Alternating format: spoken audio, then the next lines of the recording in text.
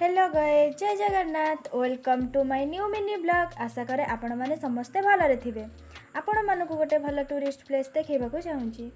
मु एबे संबलपुर रे अछि। सकाळ सकाळ आमे बाहरी पडिलु माँ समलेईଙ୍କ दर्शन पाई। आमे जिबा बाटर आमे एत्ते भल व्यू देखि वीडियो न करी रहि पारिलु नाही।